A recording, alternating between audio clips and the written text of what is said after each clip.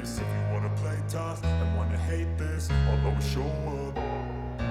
I don't ever slow up, no I don't take shit. I got no love for the fakeness. If you wanna play tough and wanna hate this, I'll always show up and make a statement. I don't ever slow up, no I don't take shit. I got no love for the fakeness. If you wanna play tough and wanna hate this, I'll always show up and make a statement. Everything I do so instinctive and so passionate. Every word I move so descriptive like an adjective. I got a vendetta.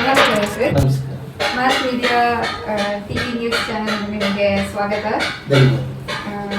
So ನೀವು ಇವಾಗ ಬಂದಿದ್ದೀರಾ sir ನಮ್ಮ TV ಚಾನೆಲ್ಗೆ. ಇಲ್ಲಿ ನಿಮ್ದು ಶ್ರೀ ಬಸವೇಶ್ವರ ಸ್ವಾಮಿ ಕೊಂಡೋತ್ಸವ ಕಾರ್ಯಕ್ರಮ, ಊರ ದೇವತೆಗಳ ನಮ್ಮೂರ ಹಬ್ಬ ಅಂತ ಅದ್ದೂರಿ ವಾರ್ಷಿಕೋತ್ಸವ ಮಾಡಬೇಕು ಅಂತ ಅದು ನಮಗೆ ಇನ್ವಿಟೇಷನ್ ಕೊಟ್ಟಿದ್ದೀರಾ ಕೂಡ. ನಿಮಗೆ ಇದು ಯಶಸ್ವಿಯಾಗಲಿ ಅಂತ ನಮ್ಮ ಕಡೆಯಿಂದ ನಿಮಗೆ ಕೋರ್ತಾ ಇದ್ದೀವಿ. ಜೊತೆಗೆ ನೀವು ಈಗ ಬಂದಿರೋದಕ್ಕೆ ನಿಮ್ಗೆ ಎಷ್ಟು ಖುಷಿ ಆಗ್ತಾ ಇದೆ ಅನ್ನೋದ್ರ ಬಗ್ಗೆ ತಿಳಿಸ್ತೀರಾ ನಮ್ಗೆ? ಹೌದು ಮೇಡಮ್, ಯಾಕೆಂದ್ರೆ ನನಗೆ ಮಾಸ್ ಮಾಧ್ಯಮಕ್ಕೆ ಬಂದಿರೋದು ನೋಡಿದೆ, ಈ ಒಂದು ಸ್ಟುಡಿಯೋ ಎಲ್ಲ ನೋಡಿದೆ, ನಿಮ್ಮ ಒಂದು ಕಾರ್ಯಶೀಲತೆ, ಎಲ್ಲೋ ಒಂದು ಕತ್ತಲೆ ಬಿದ್ದಿರ್ತಕ್ಕಂಥ ಒಂದು ಪ್ರತಿಭೆಗಳನ್ನ ನೀವು ಬೆಳೆದು ತರ್ತೀರಾ. ಆ ಥರ ನಾನು ಒಬ್ಬ, ಮತ್ತು ನನಗೆ ಒಂದು ಡಾಕ್ಟರೇಟ್ ಬರಬೇಕಾದ್ರೂ ಸಹ ಅದರೊಳಗೆ ಇಲ್ಲೂ ಒಂದು ಮಾಸ್ ಮಾಧ್ಯಮದನ್ನ ಎಲ್ಲನ ರೆಕಾರ್ಡ್ ಮಾಡಿ ಸಮಾಜಕ್ಕೆಲ್ಲ ಈ ಪ್ರತಿಭೆಯನ್ನು ತೋರಿಸ್ಕೊಟ್ಟಿದ್ದಾರೆ. ಒಟ್ಟಾಗಿ ಹೇಳ್ಬೇಕು ಅಂದ್ರೆ ಒಂದು ಬಹುಮುಖ ಪ್ರತಿಭೆಗಳನ್ನ ಹುಡುಕಿ ಸಮಾಜದಲ್ಲಿ ಸಾರ್ವಜನಿಕರಿಗೆ ಕೊಡುಗೆಯಾಗಿ ನೀಡ್ತಾ ಇದೆ ಮಾಸ್ ಮಾಧ್ಯಮ. ಉತ್ತಮವಾದ ಒಂದು ಮಾಧ್ಯಮ. ಧನ್ಯವಾದಗಳು. ಸೊ ನೀವು ಈ ಕಾರ್ಯಕ್ರಮ ಎಷ್ಟು ವರ್ಷಗಳಿಂದ ನಡೆಸ್ಕೊಂಡು ಬಂದಿದ್ದೀರಾ ಅಂತ ತಿಳಿಸ್ತೀರಾ? ಇದು ನಮ್ಮೂರಿನ ಐತಿಹಾಸಿಕ ಪುರಾತತ್ವ ಇತಿಹಾಸ ಇದೆ. ರಾಮನಗರ ಕ್ಷೇತ್ರ ಅಂದ್ರೆ ಬಹಳ ಬಹಳ ಪ್ರಸಿದ್ಧಿಯನ್ನು ಪಡೆದಿದ್ದೆ. ಶ್ರೀರಾಮಚಂದ್ರ ಸೀತೆಯವರು ನಡೆದಾಡ್ತಕ್ಕಂಥ ಜಾಗ ಅಂತ ಒಂದು ಪವಿತ್ರದಲ್ಲಿ ಹಿರಿಯವರು ಪೂರ್ವಿಕರು ನಮ್ಮ ತಂದೆ ತಾತ ಮುತ್ತಾತನಂದರು ಪಂಚಾಯತ್ ಕಟ್ಟೆ ಮಾಡಿಕೊಂಡು ಈ ಊರ ದೇವತೆಗಳನ್ನು ಕಾಪಾಡ್ಕೊಂಡು ಬಂದಿದ್ದಾರೆ. ನಾವು ಇವತ್ತು ಒಂದು ಹೊಸ ಪ್ರಪಂಚದಲ್ಲಿ ಹೊಸ ಒಂದು ಇದರೊಳಗೆ ಸಮಾಜದಲ್ಲಿ ಇದ್ದಾಗ ಹಿರಿಯವರು ಹಾಕಿಕೊಟ್ಟ ದಾರಿಯನ್ನ ಯಾಕೆ ನಾವು ಅದನ್ನ ಅಂತ್ಯ ಮಾಡಬೇಕು ಮತ್ತು ಮುಂದಿನ ಪೀಳಿಗೆ ಮಾದರಿ ಆಗ್ಬೇಕು ಅಂತ ಹೇಳಿ ಶ್ರಮಪಟ್ಟು ಊರಿನ ಗ್ರಾಮಸ್ಥರು, ನಾವು, ಸ್ನೇಹಿತರು ಎಲ್ಲ ಸೇರಿ ಈ ನಿರ್ಧಾರವನ್ನು ತಗೊಂಡಿದ್ದೀವಿ. ತುಂಬಾ ಖುಷಿ ಆಗುತ್ತೆ ಸರ್. ಮತ್ತೆ ಈ ಇನ್ವಿಟೇಷನ್ ಕಾರ್ಡ್ ಇಷ್ಟು ದೊಡ್ಡದಾಗಿ ಇಷ್ಟು ವಿಜೃಂಭಣೆಯಿಂದ ಕಾಣಿಸ್ತದೆ, ಮತ್ತೆ ಈ ಸಮಾರಂಭಕ್ಕೆ ಯಾರ್ಯಾರೆಲ್ಲ ಬರ್ತಾ ಇದಾರೆ ಅನ್ನೋದ್ರ ಬಗ್ಗೆ ತಿಳಿಸಿ. ಮೇಡಮ್, ಏನಂದ್ರೆ ನಾನು ಮೂಲ ಕಲಾವಿದ, ಒಬ್ಬ ಸರ್ಕಾರಿ ಅಧಿಕಾರಿಯಾಗಿ ಕಾರ್ಯನ ನಿರ್ವಹಿಸಿಕೊಂಡು ಈ ಉಳಿದ ಸಮಯಗಳಲ್ಲಿ ನಾನು ಪ್ರವೃತ್ತಿಯಾಗಿ ನಾಟಕ, ಚಿತ್ರರಂಗ, ಸಂಗೀತ ಇವು ನಮ್ಮ ರಾಜ್ಯದ ರಾಷ್ಟ್ರದ ಸಂಪತ್ತುಗಳು. ಅವ ಉಳಿವಿಗಾಗಿ ನಾನು ಸ್ವಲ್ಪ ಬಹುಮುಖ ಪ್ರತಿಭೆಯಾಗಿ ದುಡಿತಾ ಇದ್ದೀನಿ. ಅಂದ್ರೆ ನಮ್ಮ ರಾಜ್ಯಕ್ಕೆ, ನಮ್ಮ ಸಾಹಿತ್ಯಕ್ಕೆ, ನಮ್ಮ ದೇಶಕ್ಕೋಸ್ಕರ ದುಡಿತಾ ಇದ್ದೀನಿ. ನನ್ನ ಸ್ವಂತ ಅಭಿವೃದ್ಧಿಗಂತೂ ಇಲ್ಲ ಮೇಡಮ್. ಒಂದು ಆಮೇಲೆ ಯಾಕೆಂದ್ರೆ ಈಗ ನಾನು ಇತ್ತೀಚೆಗೆ ಚಿತ್ರರಂಗವನ್ನ ನನ್ನ ಒಂದು ನನ್ನ ಒಂದು ಮಲ್ಟಿ ಟ್ಯಾಲೆಂಟ್, ನನ್ನ ಸಾಹಿತ್ಯ, ನನ್ನ ಸಂಗೀತ, ನನ್ನ ಕಲೆ, ನನ್ನ ನಾಟ್ಯ ಇವೆಲ್ಲ ನೋಡಿ ಚಿತ್ರರಂಗನೇ ನಮ್ಮ ಮಹಾವಿಲೇಖನಾಧಿಕಾರಿಗಳು ನಮ್ಮ ನ್ಯಾಯಾಲಯಕ್ಕೆ ಬಂದು, ಸರ್ ಇವರು ತುಂಬಾ ಕಲೆಯಲ್ಲಿ ಬಹಳ ಅಭಿವೃದ್ಧಿ ಇದ್ದಾರೆ, ತುಂಬಾ ಇವರ ಕಲೆ ಸಮಾಜಕ್ಕೆ ಬೇಕು, ನಾವು ಇವ್ರನ್ನ ಸಿನಿಮಾಗೆ ಸೇರಿಸ್ಕೊಳ್ತೀವಿ, ಇವ್ರು ನಮ್ಮ ಸಿನಿಮಾದ ನಟನೆ ಮಾಡಲಿ, ಈ ತರ ಇದು ನಮ್ಮ ಕರ್ನಾಟಕದಿಂದ ನಟ ಬೇಕು ಅಂತ ಹೇಳಿ ಆ ಒಂದು ಅನುಮತಿಯನ್ನ ನಮ್ಮ ಗೌರವಾನ್ವಿತ ನ್ಯಾಯಮೂರ್ತಿಗಳ ಅನುಮತಿಯನ್ನ ಪಡೆದು ನನಗೆ 3 ಚಿತ್ರಗಳಲ್ಲಿ ನಮ್ಮ ಚಲನಚಿತ್ರ ವಾಣಿಜ್ಯ ಮಂಡಳಿ ಅಭಿನಯ ಮಾಡಿಸಿದೆ. ಅದು ಯಾಕೆ ಅಂತಂದ್ರೆ ಇವರೆಲ್ಲ ಏನೋ ಕಾರ್ಡಲ್ಲಿ ಹಾಕ್ಸ್ಕೊಂಡಿದ್ದಾರೆ. ಅಭಿಜಿತ್ ಇರಬಹುದು, ಅಭಿಜಿತ್ ಅವರು ನಾವು 3 ಸಿನಿಮಾಗಳಲ್ಲಿ ಬಹಳ ಸಂತೋಷದಿಂದ ನಟನೆ ಮಾಡಿದ್ದೀವಿ, ಬಹಳ ಅದ್ಭುತವಾಗಿದೆ. ಆಯ್ತಾ, ಇನ್ನು ಉಳಿದ ಕಲಾವಿದರು ಮತ್ತೆ ಛಾಯಾಗ್ರಾಹಕರು ಎಲ್ಲರೂ ನನ್ನ ಜೊತೆಲಿ ಅವ್ರ ಜೊತೆ ಕೆಲಸವನ್ನು ಮಾಡಿದೀವಲ್ಲ, ಬಟ್ ಅವ್ರಿಗೆ ಪ್ರತಿನಿಧಿಯಾಗಿ ಸೇರಿಸ್ಕೊಳ್ಬೇಕಲ್ಲ, ಹಾಗಾಗಿ. ಸೊ ನೀವು ಚಲನಚಿತ್ರ ನಟ ಹಾಗೂ ನಿರ್ಮಾಪಕ ಆಗಿ ನೀವು ಸೇವೆ ಸಲ್ಲಿಸಿದ್ದೀರಿ. ಯಾವ್ಯಾವ ಚಿತ್ರಗಳ ಹೆಸರು ಏನಾದ್ರು ತಿಳಿಸ್ತೀನಿ. ಮೊದಲ ಚಿತ್ರ ನೋ ಪಾರ್ಕಿಂಗ್, ಹೋಮ್ ಮಿನಿಸ್ಟರ್, ಅದರ ಟ್ರೀಸರ್ ಇವತ್ತು ನಮ್ಮ ಊರ ಹಬ್ಬದಲ್ಲಿ ಇಟ್ಕೊಂಡಿದ್ದೀವಿ. ಮತ್ತೆ ಎರಡನೇ ಚಿತ್ರ ಪುನೀತ್ ನಿವಾಸ, ಬಹಳ ಅದ್ಭುತವಾದ ಕಥಾ ಸ್ಟೋರಿ ಇರುವಂತದ್ದು, ಅದರ ಟೀಸರ್ ಆಗಲೇ ಬಂದಿದೆ. ಮೂರನೇ ಚಿತ್ರ ದೈವಪುತ್ರ, ಅದು ಬಹಳ ಚೆನ್ನಾಗಿ ದೊಡ್ಡಬಳ್ಳಾಪುರದಲ್ಲಿ ಚಿತ್ರೀಕರಣ ಮಾಡಿದ್ದು, ತುಂಬಾ ತುಂಬಾ ಅದ್ಭುತವಾಗಿದೆ. ಅದನ್ನು ಟ್ರೀಸರ್ ನಮ್ಮೂರಲ್ಲಿ ಇಟ್ಕೊಂಡಿದ್ದೀನಿ.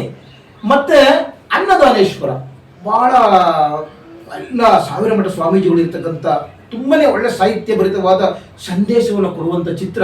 ಅದರದಲ್ಲೂ ನಾನು ಅಭಿನಯ ಮಾಡಿದ್ದೀನಿ. ಅದನ್ನು ಟ್ರೀಸರ್ ಇಟ್ಕೊಂಡಿದ್ದೀನಿ. ಏನಕ್ಕೆ ನಮ್ಮೂರಿನ ಹಬ್ಬಕ್ಕೆ ಟ್ರೈಲರ್ ಇಟ್ಕೊಂಡೆ ಅಂತ ಅಂದ್ರೆ, ಇವತ್ತು ಆ 3 ಸಿನಿಮಾಗಳಿಗೆ ನಾವು ಏನೋ ಟ್ರೈಲರ್ ರಿಲೀಸ್ ಮಾಡಬೇಕಾದ್ರೆ ಎಷ್ಟೆಷ್ಟು ಖರ್ಚು ಬರುತ್ತೆ. ಹಾಗಾಗಿ ಈ ಒಂದೇ ಖರ್ಚಿನಲ್ಲಿ ಎಲ್ಲವನ್ನು ಮಾಡಿದಾಗ ಅವ್ರು ಎಲ್ಲ ಉಳಿತಾಯ ಮಾಡ್ದಂಗೆ ಆಗುತ್ತೆ, ಸಮಾಜಕ್ಕೂ ರಾಜ್ಯಕ್ಕೂ ಎಲ್ಲದಕ್ಕೂ ಹಣ ಉಳಿತಾಯ ಮಾಡ್ದಂಗೆ ಆಗುತ್ತೆ. ಹಾಗಾಗಿ ನಾನು 3 ಸಿನಿಮಾಗಳಲ್ಲಿ ಅಭಿನಯ ಮಾಡುವಂತ ಅವಕಾಶ ಬಂತು. ಸೊ ನೀವು ಆ ಅಭಿನಯ ಮಾಡಿರುವಂತ ಸಿನಿಮಾಗಳು ಅದ್ರ ಟೀಸರ್ ಕೂಡ ಬಿಡುಗಡೆ ಆಗ್ತಾ ಇದೆ. ಹೌದು, ಬಿಡುಗಡೆ ಆಗ್ತಾ ಇದೆ. ಸೊ ಅದಕ್ಕೆ ನಿಮ್ಗೆ ವಿಶೇಷ ನಮ್ ಕಡೆಯಿಂದ ಯಾವಾಗ್ಲೂ ಸದಾ ಇರುತ್ತೆ. ಧನ್ಯವಾದ. ಹಾಗೂ ಮತ್ತೆ ಈಗ ನೀವು ಈ ಊರ ಹಬ್ಬ ಮುಗಿದ್ಮೇಲೆ ನಿಮ್ಮ ಮುಂದಿನ ಕಾರ್ಯಕ್ಷಮತೆ ಏನಿರ್ಬೋದು ಅನ್ನೋದ್ರ ಬಗ್ಗೆ ತಿಳಿಸ್ತೀರಾ? ನಿಮ್ಮ ಉದ್ದೇಶ ಆಗಿರ್ಬೋದು ಏನಿದೆ? ನಾನು ಬಾಲಕನಾಗಿದ್ದಂಗೆ ಅಂದ್ರೆ ಭಾರತ ಸೇವಾದಳ, ಭಾರತ ಸ್ಕೌಟ್ ಇದೆಲ್ಲ ಸೇರ್ಕೊಂಡು ಅವಾಗಲೇ ನಾನು ಇಂಡಿಯಾ ಮ್ಯಾಪ್ ಬರಿತಾ ಇದ್ದೆ, ಗಿಡ ಆಗ್ತಾ ಇದೆ, ನೀರು ಆಗ್ತಾ ಇದೆ, ಮತ್ತೆ ಯಾರ ಬಿದ್ದೋಗ್ಬಿಟ್ರೆ ಅವ್ರಿಗೆ ಮೆಸೇಜ್ ಕೊಡ್ತಾ ಇದ್ದೆ ಹೋಗಿ. ಬಾಲಕರಿಂದ ಸಮಾಜ ಸೇವೆ ಬಂದ್ಬಿಟ್ಟೈತಿ. ಈಗ ಇದೆಲ್ಲ ಹಬ್ಬ ಎಲ್ಲ ಆದ್ಮೇಲೆ ನನ್ನ ಉಳಿದ ಸಮಯವೆಲ್ಲ ಜನಪ್ರತಿನಿಧಿಗಳ ಸೇವೆಗಾಗಿ, ಸಮಾಜ ಸೇವೆಗಾಗಿ ಮುಡುಪಿಟ್ಟಿದ್ದೀನಿ. ಸರ್, ಈ ನಿಮ್ಮ ಬಸವೇಶ್ವರ ಸ್ವಾಮಿ ಕೊಂಡೋತ್ಸವ ಕಾರ್ಯಕ್ರಮಕ್ಕೆ ಮತ್ತೆ ಮುಖ್ಯ ಅತಿಥಿಗಳಾಗಿ ಯಾರ್ಯಾರು ಬರಬಹುದು, ಯಾರ್ಯಾರಿಗೆ ನೀವು ಈಗ ಆಹ್ವಾನ ಕೊಟ್ಟಿದ್ದೀರಾ ಅನ್ನೋದ್ರ ಬಗ್ಗೆ ತಿಳಿಸ್ತೀರಾ? ನೋಡಿ, 25 ವರ್ಷಗಳ ನಂತರ ಈ ವಾರ್ಷಿಕೋತ್ಸವ ಅದ್ದೂರಿಯಾಗಿ ನಾವು ಮಾಡ್ತಾ ಇದ್ದೀವಿ ಅಂದಮೇಲೆ ನಮ್ಮ ಕ್ಷೇತ್ರದ ಶಾಸಕರು ಕರೀಬೇಕು, ಮತ್ತೆ ಮಂತ್ರಿಗಳನ್ನ ಕರೀಬೇಕು, ಗಣ್ಯ ವ್ಯಕ್ತಿಗಳನ್ನ ಕರೀಬೇಕು. ಊರಬ್ಬ ಅಂದ್ರೆ ತುಂಬಾ ದೊಡ್ಡ ಹಬ್ಬ, ದೊಡ್ಡ ಜಾತ್ರೆ. ಇದಕ್ಕೆ ಒಂದು ಆಹ್ವಾನ ಮಾಡಿ ಗೌರವಿಸುವಂತ ಒಂದು ಸ್ಥಾನ ಇದು.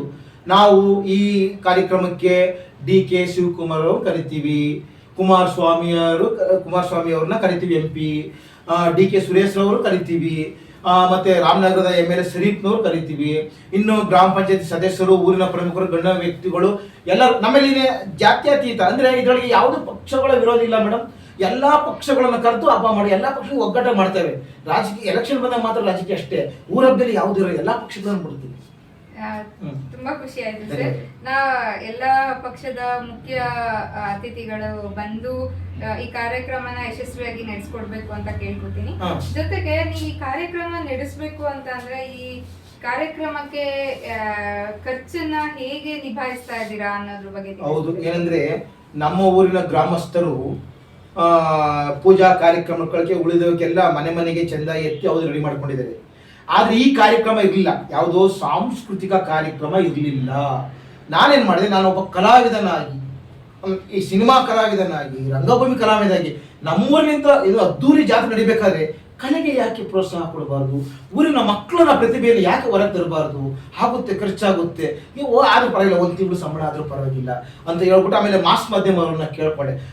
ಇದಕ್ಕೆ ನಾನೊಂದು ಲಕ್ಕಿ ಕೂಪನ್ ತರ ಮಾಡ್ತೀನಿ ಮಾಧ್ಯಮದವರೇ, ನೀವು ಅದನ್ನ ಸಮಾಜಕ್ಕೆ ಒಂದು ಆ ಮೆಸೇಜ್ ಅನ್ನು ಕೊಟ್ಟು ಅದರಿಂದ ಒಂದು ಸ್ವಲ್ಪ ಹಣ ಬರುತ್ತೆ, ಸಹಾಯಧನಗಳು ಕೊಡ್ತಾರೆ. ಏನು ಈಗ ಒಂದು 1000 ಚೇರ್ ಹಾಕ್ಸ್ಬಿಟ್ಟು ಅದರೊಳಗೆ ಲಕ್ಕಿ ಡ್ರಿಪ್ ಇಂಥದ್ದೇನೋ ಒಂದು ಲ್ಯಾಪ್ಟಾಪು, ಮೊಬೈಲು ಅಥವಾ 1 ಗ್ರಾಮ್ 2 ಗ್ರಾಮ್ ಚಿನ್ನನೋ ಬೆಳ್ಳಿನೋ ದೀಪಾವಳಿ ಕಂಬನೋ ಒಂದು ಇಟ್ಬಿಟ್ಟು 1 ಟಿಕೆಟ್ 100, 200, 500 ರೂಪಾಯಿ ಮಾಡಿದಾಗ ಯಾರು ಟಿಕೆಟ್ ತಗೊಳ್ತಾರೋ ಅವ್ರಿಗೆ ಆಸನದ ವ್ಯವಸ್ಥೆ ಅಂತ ಮಾಡಿದಾಗ ಒಂದು ಸ್ವಲ್ಪ ಈ ಕಾರ್ಯಕ್ರಮಕ್ಕೆ ಮಕ್ಕಳ ಒಂದು ಸರ್ಟಿಫಿಕೇಟು, ಪ್ರೋತ್ಸಾಹ, ಡ್ರೆಸ್ಸು, ಮತ್ತೆ ಕೀಬೋರ್ಡ್, ಇವರು ಸಂಗೀತ ಬರೋರಿಗೆ ಇದಕ್ಕೆಲ್ಲ ಖರ್ಚು ಒಂದು ಸ್ವಲ್ಪ ಬರ್ಬೋದು ಅನ್ನೋ ಒಂದು ಆಕಾಂಕ್ಷೆಯಿಂದ ನಾನು ಮಾಸ್ ಮಾಧ್ಯಮವರಿಗೆ ಹೇಳಿದೆ, ಅದನ್ನ ಮಾಡ್ಕೊಡ್ತಾ ಇದ್ದೆ ಮಾಸ್ ಮಾಧ್ಯಮ. ತುಂಬಾ ಖುಷಿ ಆಯ್ತು ಸರ್ ಕೇಳಿ. ನೀವು ಅದನ್ನ ಮುಂದುವರ್ಸ್ಕೊಂಡು ಹೋಗಿ ನಮ್ಮ ಕಡೆಯಿಂದ ಯಾವುದೇ ರೀತಿಯಾದಂತ ಸಹಕಾರ ಆಗಿರ್ಬೋದು ಎಲ್ಲ ನಿಮ್ ಜೊತೆ ಸದಾ ಇರುತ್ತೆ. ನಿಮ್ಮ ಈ ಕಾರ್ಯಕ್ರಮಕ್ಕೆ ಯಶಸ್ವಿ ಆಗ್ಲಿ ಅಂತೇಳಿ ನಮ್ಮ ಟಿವಿ ಮಾಧ್ಯಮ ಕಡೆಯಿಂದ ನಿಮ್ಗೆ ಹೃತ್ಪೂರ್ವಕ ವಂದನೆಗಳನ್ನ ತಿಳಿಸ್ತಾ ಇದ್ದೀನಿ. ನೀವು ವಂದನೆ ಹೇಳಿದ್ರಿ, ನಾನು ನಿಮ್ಮ ಮಾಧ್ಯಮದ ಬಗ್ಗೆ 1-2 ಮಾತು ಹೇಳಬೇಕು. ಹೇಳಿ ಸರ್. ಯಾಕೆಂದ್ರೆ ಇವತ್ತು ರಾಮಕೃಷ್ಣಯ್ಯ ಡಾಕ್ಟರ್ ರಾಮಕೃಷ್ಣಯ್ಯ ಅನ್ನೋದನ್ನ ಸಮಾಜಕ್ಕೆ, ಇಡೀ ಕರ್ನಾಟಕ ರಾಜ್ಯಕ್ಕೆ ಪರಿಚಯ ಮಾಡಿಕೊಟ್ಟಂತ ಮಾಧ್ಯಮ. ಕತ್ತಲೆಯಲ್ಲಿ ಬಿದ್ದು ಬೆಳಕನ್ನ ಕಾಣದಂತ ಕಲ್ಲನ್ನ ಮೂರ್ತಿ ಮಾಡಿ ಈ ಮಾಸ್ ಮಾಧ್ಯಮ ಸಮಾಜಕ್ಕೆ ಕೊಟ್ಟಿದೆ ಅಂದರೆ ಇನ್ನು ಎಷ್ಟೊಂದು ಸಮಾಜಮುಖಿಯಾಗಿ ಇನ್ನು ಸಮಾಜಕ್ಕೆ ಎಷ್ಟು ಕೆಲಸ ಮಾಡ್ಬೋದು. ಹಾಗಾಗಿ ಈ ಮಾಧ್ಯಮ ಬೆಳಿಬೇಕು, ಈ ಮಾಧ್ಯಮ ಸದಾ ಚೆನ್ನಾಗಿರ್ಬೇಕು ಅಂತ ಹೇಳಿ ಈ ಮಾಧ್ಯಮಕ್ಕೆ ನಾನು ತುಂಬು ಹೃದಯದ ಧನ್ಯವಾದಗಳನ್ನು ಹೇಳ್ತೀನಿ. ಮಾಧ್ಯಮ ಸಂಸ್ಥಾಪಕರಾದ ಡಾಕ್ಟರ್ ಕರ್ಣ ಬಹಳ ಹೃದಯ ಶ್ರೀಮಂತಿಕೆ ಇರುವಂತಹ ವ್ಯಕ್ತಿತ್ವ, ಮಾಸ್ ಮಾಧ್ಯಮ ಒಳ್ಳೆಯ ತಂಡ. ಈ ತಂಡಕ್ಕೆ ನಾನು ಸಹ ದುಡಿತೀನಿ. ನಾನು ನಿವೃತ್ತಿ ಆದ್ಮೇಲೆ ಮಾಸ್ ತಂಡದ ಎಡಿಟರ್ ಆಗಿ ನ್ಯೂಸ್ ಆಗಿ ನಿಮ್ಮ ಜೊತೆ ಕೈ ಜೋಡಿಸ್ತೀನಿ, ಬರ್ತೀನಿ ಅಂತ ಹೇಳ್ತೀನಿ. ಧನ್ಯವಾದಗಳು ಸರ್. Thank you.